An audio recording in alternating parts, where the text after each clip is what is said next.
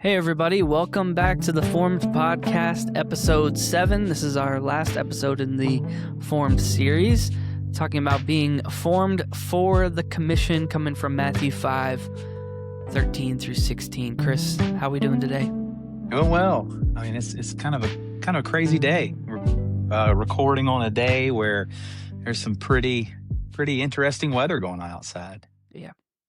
When is there not interesting weather in Pittsburgh? Yeah. I got a notification that said basically your house is going to be blown away by a tornado. Go to the basement. I went downstairs 2 seconds later, turned on the news, and the guy on the news was like, yeah, there's a tornado coming. And then he was like, wait, actually, just kidding. No, you're all right. I was like, this is crazy. I'm telling you, man, being a weather person in Pittsburgh would be a great job. You can be wrong 75% of the time, and people still love you. Yep, you're right. Just as long as you say it's not going to snow. That's right. That's right. Yeah. Being formed for the commission. Matthew 5. Chris, why don't you go ahead and read it for us? We can get started. Yeah, so Matthew 5. Matthew is, of course, the first book in the New Testament.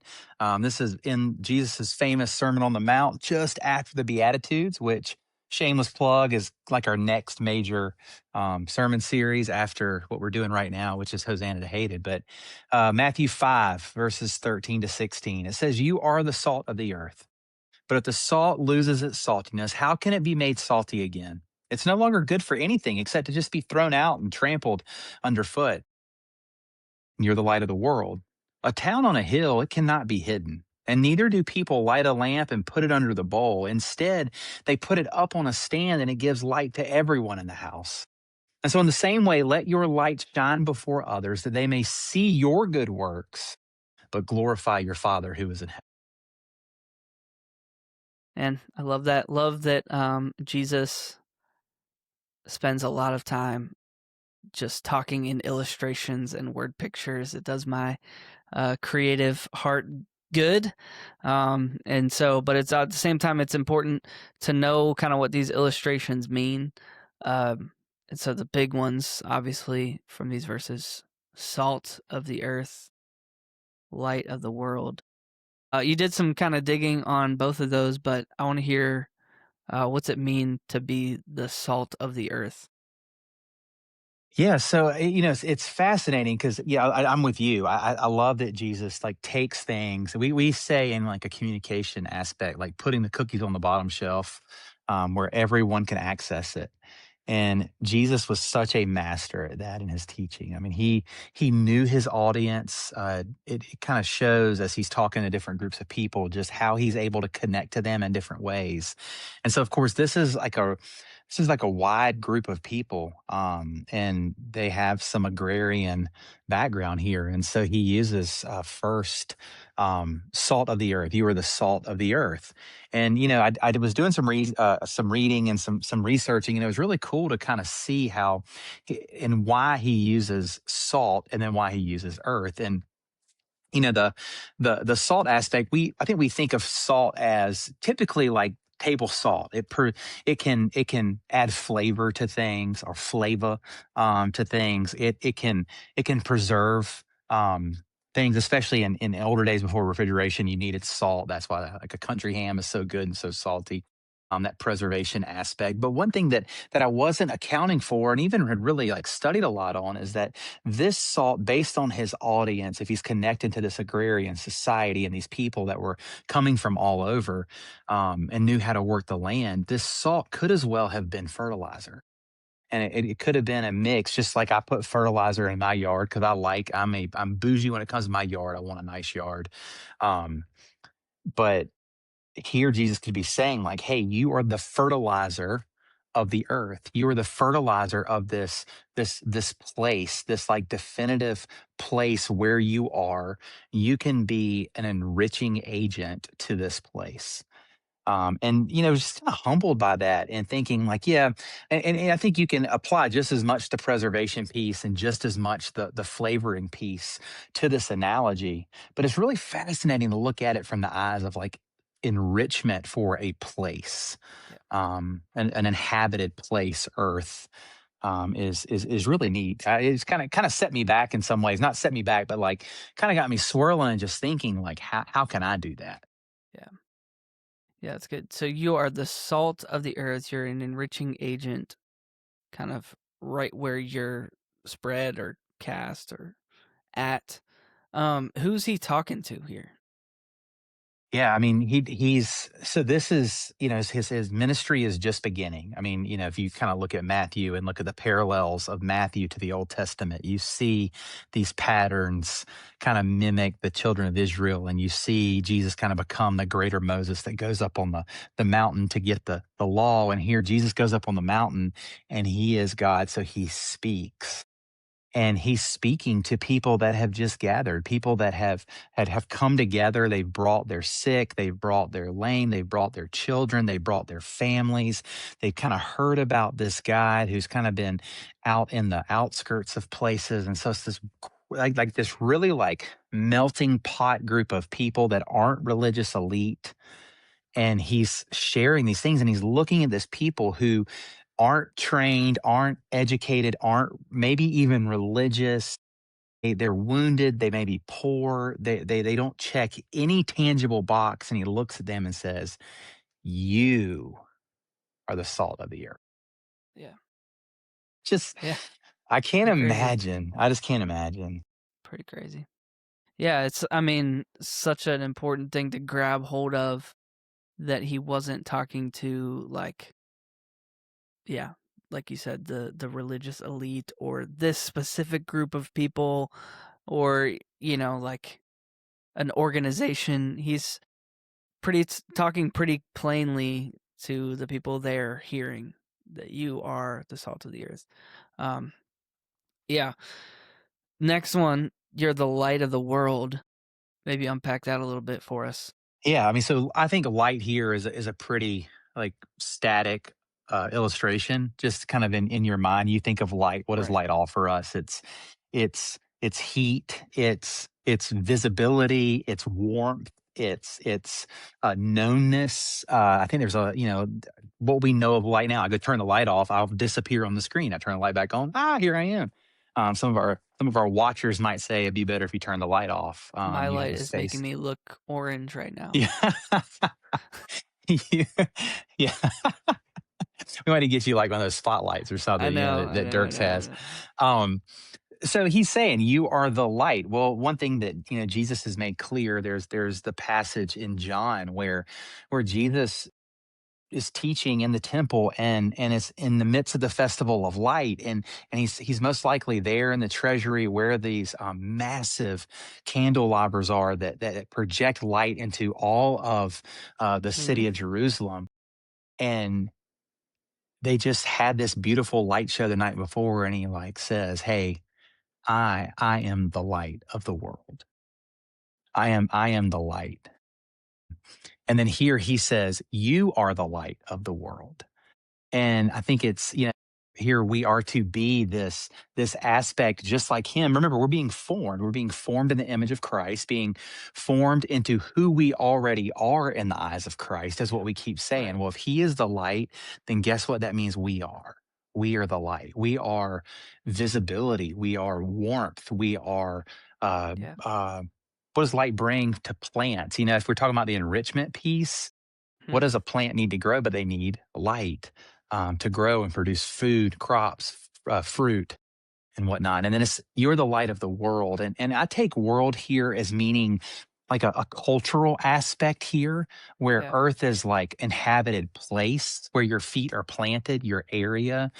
I think world incorporates kind of more of a broader sense of like the interconnectedness of culture, the different dynamics that there are, language and backgrounds and history and desires and wants, and just kind of all those things that mix together into the pot of making culture. Here, I think Jesus is saying, you are the light. You bring visibility to this. You bring warmth to this. You bring an opportunity for growth into all this, into that culture, Yeah. in the moment that you are. Gotta be crazy for the original hearers to, first of all, hear Jesus be like, I'm the light of the world. like they're like, "Wait a second, you're saying that you're God?" Yeah. And then Yeah. also for him to say, "And you are the light of the world." It's like, you know, if they were coming into this just wanting to hear somebody just give some thoughts, their mind is blown, and then it's even blown further of like, what is happening? So, Yeah, I mean, I'll even tell you, like, I've been doing some studying for the Beatitudes sermon that's coming up, and if what I'm kinda tracking with the Beatitudes is true, for him to, like, lay out the Beatitudes the way that he did is, like, happy is the person who, and then, like, list these things yeah, out, which is basically leveling the playing field, and he levels the playing field and then looks at these people and says, "You're salt, you're light, go." I mean, if that is the case, man, these people were yeah, baffled. This was not oh yeah, how the system was set up. Like, mhm, they didn't use words like equity or equality, or they didn't have these kind of, like, at least attempted systems in place. I mean, yeah, it was haves or it was have nots. It was, and the religious elite basically ran a lot within this area. And if you were not one of them, if you didn't check those boxes, you were out, and you were yeah, most likely poor. And if you were poor, you were cursed by God. And then here this figure that's claiming to be the light of the world is looking at you saying, "No, no, no, no, no, no. You're salt. You're light." I mean, it's like boom. yeah, And that's why I yeah, think we brought it up in this formed series, is that this is the work that he's doing mhm, inside of us. yeah, He is declaring us, like, we have an identity now. I am salt. I am light. yeah. And to the average person, then crazy. I imagine if this was given to us, it should also feel kind of crazy in light of our culture and context too. I think about our own leanings, maybe as like Christian culture or yeah, more traditional culture here. But for Jesus to say, "You are the light of the world," he's not just talking to, this. It's not just the pastor's job, not the priest's job. This is like every person that's in earshot there. This is what is being formed in them. Um, to that point, maybe to take that jump from their culture to our culture today, how do you see the church, could be Steel City Church, could be the church kind of at large in Pittsburgh currently, Oh, being yeah. salt and light? Oh, but you're gonna get me fired up. I think first we have to take into consideration, kind of what Jesus says in the second parts of these verses, where, if salt loses its saltiness, like, if you're not being an enriching agent, it's kind of like, then what are you even making this confession for? What are you even claiming Jesus to be your savior for? And so he's not making people out to be worthless. That's not what he's intending here. He's basically saying, like, if you're not actually leveraging the formation that I'm doing inside of you, what are you doing? It's just like the person who lights a lamp and covers it up. Well, they're not just covering it up to hold the light in for themselves. They're covering it up to put it out. It's just like the old elementary uh, science fair trick or whatnot. You light the candle and put the jar over top of it. Well, it burns for a second until it runs out of fuel or out of oxygen, and then it Yeah, it extinguishes. That's his principle there. Is he's like, why are you covering this thing up? Why are you allowing yourself to be unenriching or yeah, unflavorful or unpreserving? Like, that's not the point here. It's to go out. And so it our whole mission here, identity, is to be enriching within an inhabited place. Our yeah, goal is to be light within culture. We must go do that. And your question is, how do you go do that? Or what are some ways you could go do that? And the cool thing is, it's endless. Like, there's no one yeah, right answer. yeah, Like, I can envision, I could sit here for forever maybe, but for hours, and tell you, well, this could happen and this can happen and this can happen. I mean, so if you want me to, I mean, give some examples. Like, Go how ahead. can our church, how can our church be enriching to our inhabited place? Um, well, and I'll be real with you, just like the formation in us is not our work, it's the Holy Spirit's work within us. We make ourselves open for that. I think our church's place is that too in our enrichment. You know, I've been fascinated by reading in Genesis with Jacob, or I'm sorry, not Jacob, you're Jacob, with Joseph. And Joseph's in Egypt. Like, why Joseph's in Egypt, and what does it say? And the Lord blessed Egypt. Why did God bless Egypt? Because Joseph was there. And Egypt was filthy rich and got filthy richer because Joseph was there. And obviously that expired, and you know we had that ended, but there's still the Yeah. fact that Egypt experienced long benefits from just simply Joseph's presence being Yeah. there. What if that was the case for Steel City Church? Yeah. What if our neighbors were simply blessed just because we're in their inhabited place? Their lives are enriched because of that.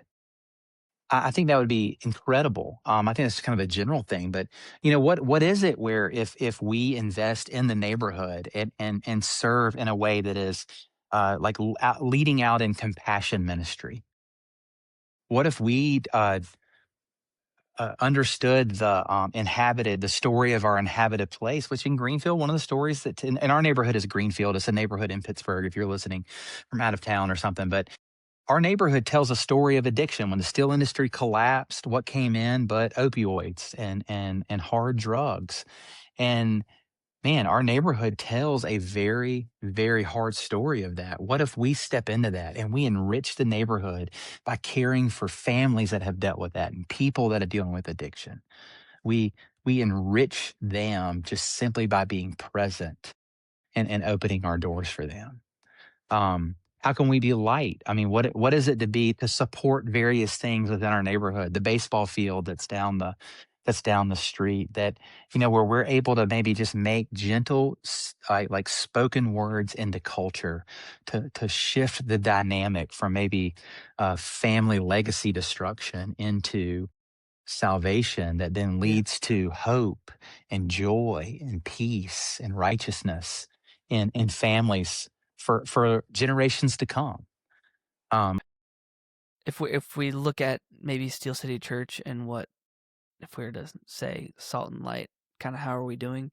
Feels like we're kind of just scratching the surface of what's possible from the work of the Holy Spirit, just from our church. There's several other churches in Pittsburgh that you could give countless examples of doing this.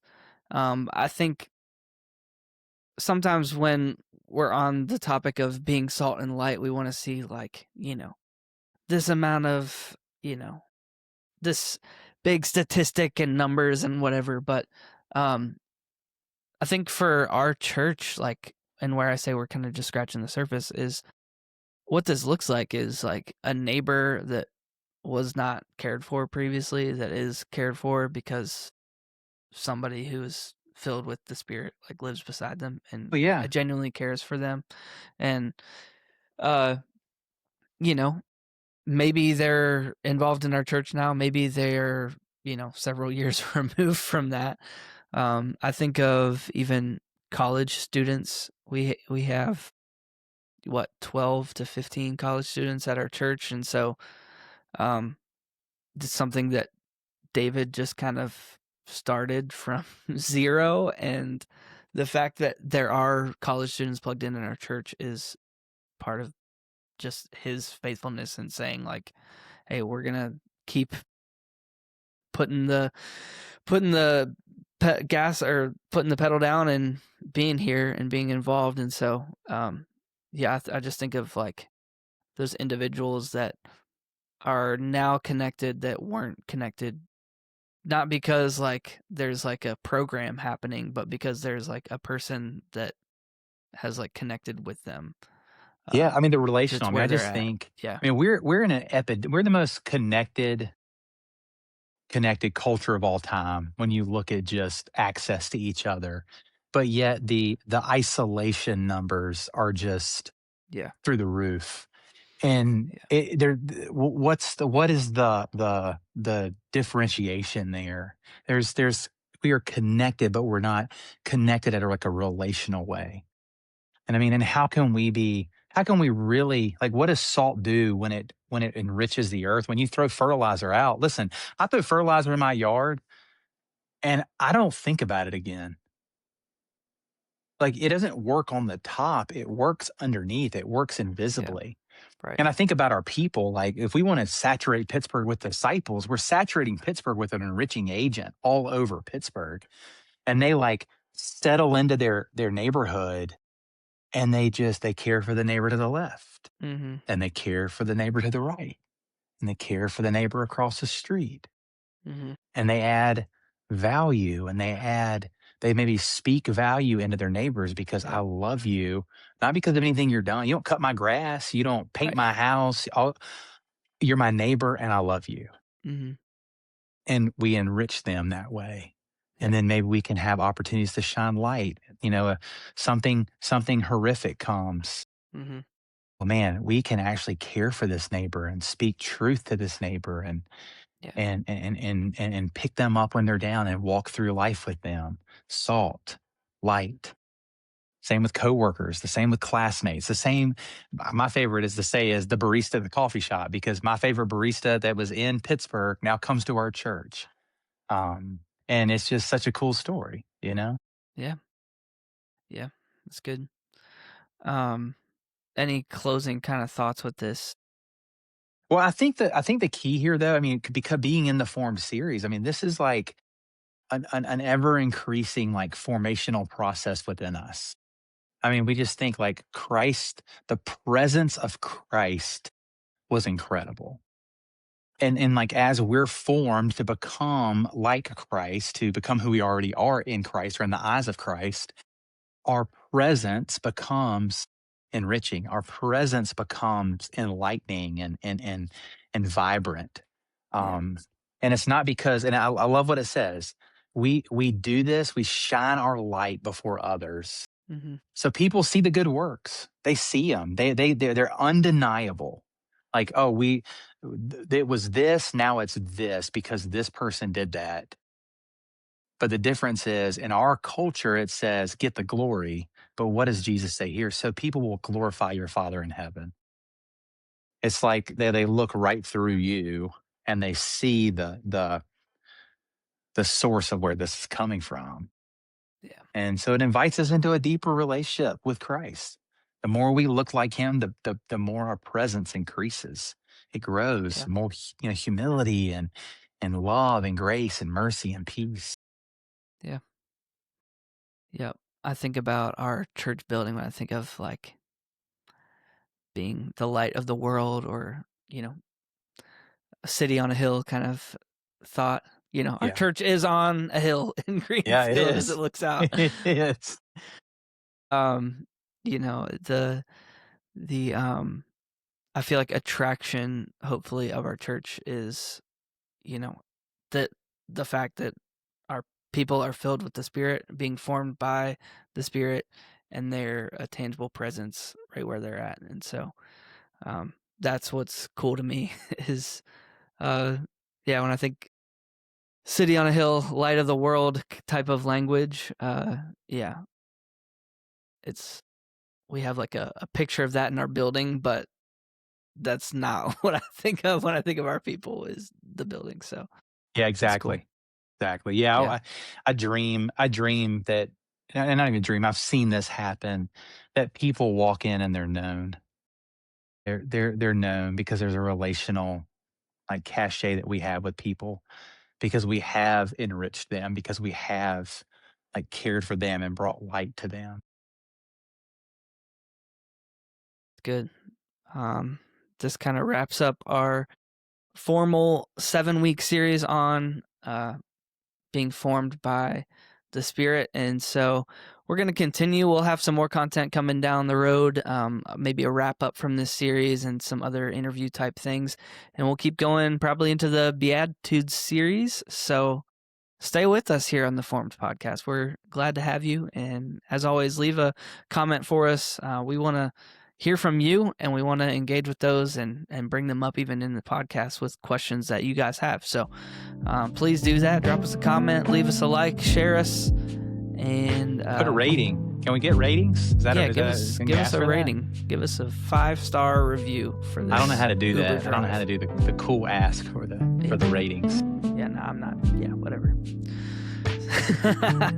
Yeah, but thanks for joining us. We'll see you next time on the Formed Podcast. See ya.